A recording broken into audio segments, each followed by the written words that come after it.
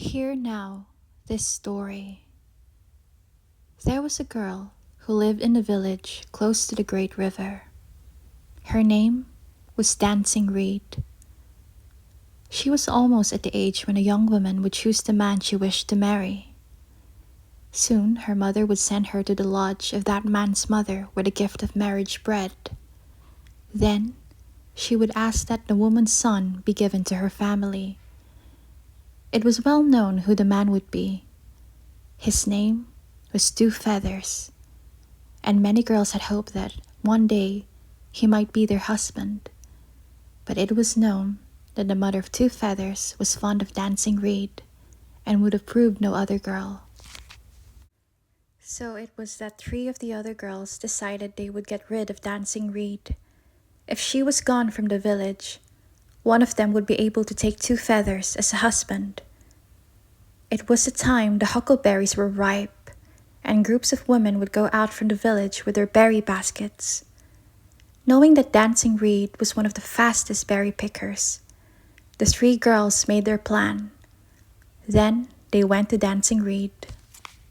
"Sister," they said, "we have found a good place to pick berries. Come with us, and we will fill our baskets." Dancing Reed, who never thought badly of anyone, did not suspect what they intended. "Niawe," she said, "thank you. I will gladly come with you, sisters." She followed the three other girls, who led her down to the wide river. "We must go in this canoe over to the big island, the one that is so far out on the river it can hardly be seen," one of the girls told her. "No one goes over there, and it has many berry bushes."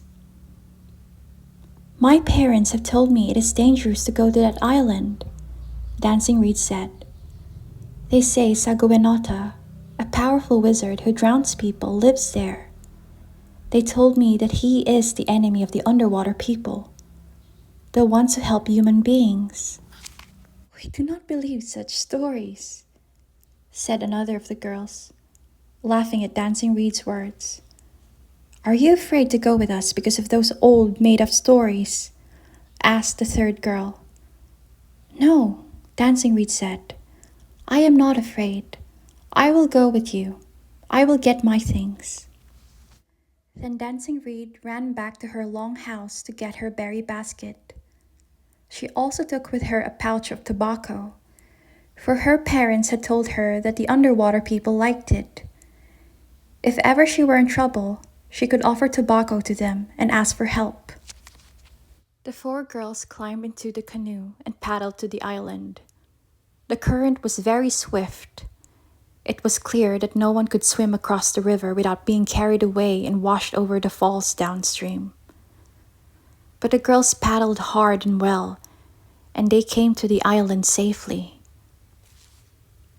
As soon as they pulled their boat onto the beach, they picked up their berry baskets and started to walk inland. They had gone only a short distance when Dancing Reed stopped. "Look," she said, "there are many bushes covered with ripe berries here. This is close to the canoe. We will not have to carry our baskets so far." "That is good," said another girl. "You stay and pick from these bushes. We will walk farther inland and find other places to pick." Then they walked up the trail and disappeared from sight. Dancing Reed began to pick the huckleberries. Her berry basket was large, and the sun moved across the sky as she picked. When she had finished filling her basket, it was late in the day, but the other girls had not returned on the trail. "Perhaps they have gone to the shore by another path, and they are waiting for me," Dancing Reed thought. She lifted the basket to her back, put her carrying strap across her forehead, and began to walk. The path led straight to the water's edge, but when she arrived there, Dancing Reed looked around in confusion. "Have I followed the wrong path?" she said to herself. I do not see the canoe."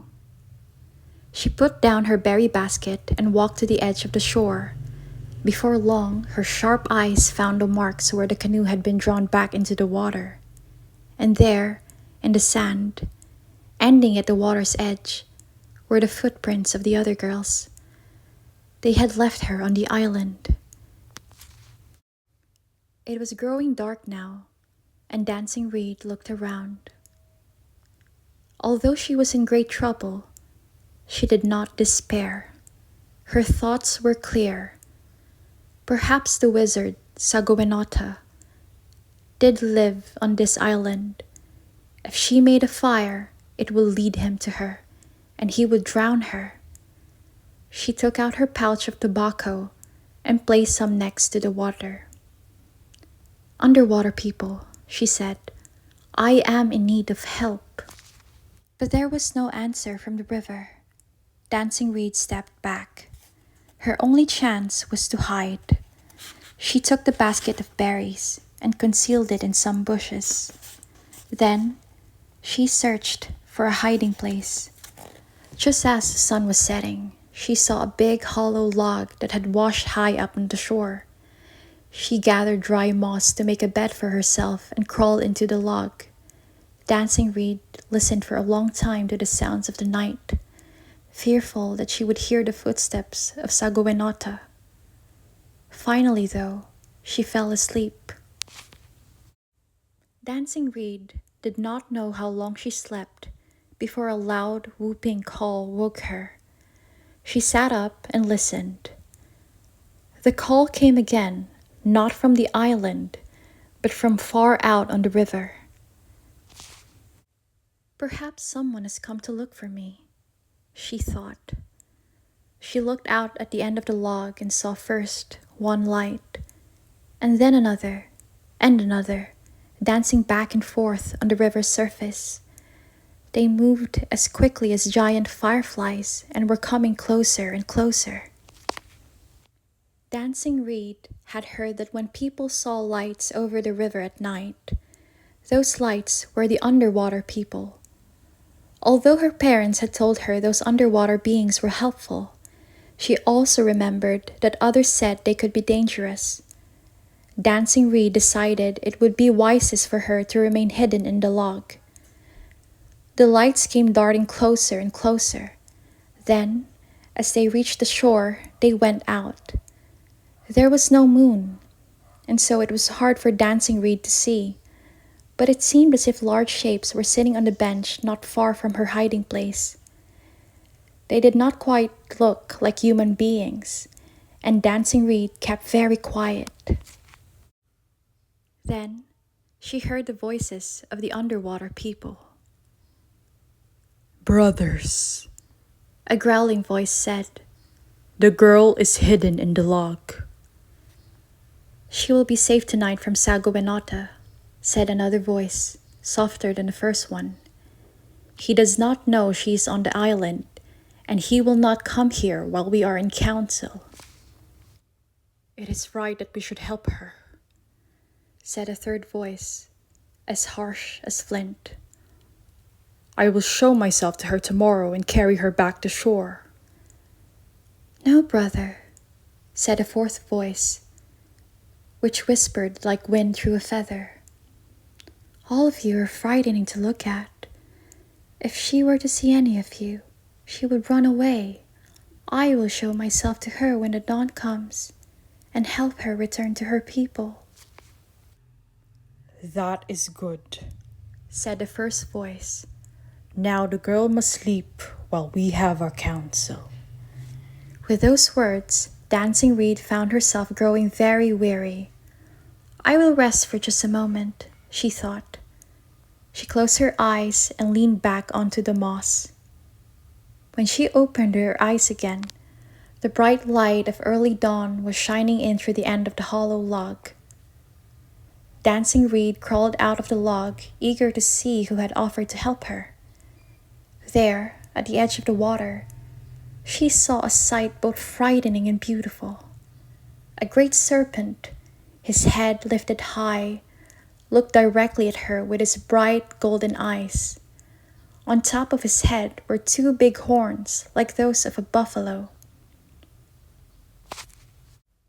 "Granddaughter," the great serpent said in his feathery voice, "I have come to help you. I am Jodiquado, one of the underwater people. I have been chosen to help you escape from this island and the monster Sagovenota. You must be brave and do as I tell you." "Grandfather," Dancing Reed said, "tell me what I must do to escape."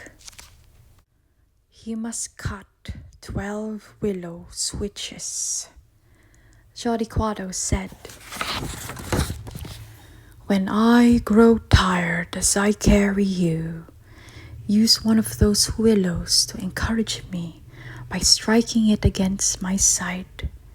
The thunder beings, who are summoned by Sagobenota, do not like those of us who live underwater. They are not your enemies, but they will try to kill me with their lightning arrows. If I am struck by their bolts, you may also be injured. So it is important that I continue to swim quickly."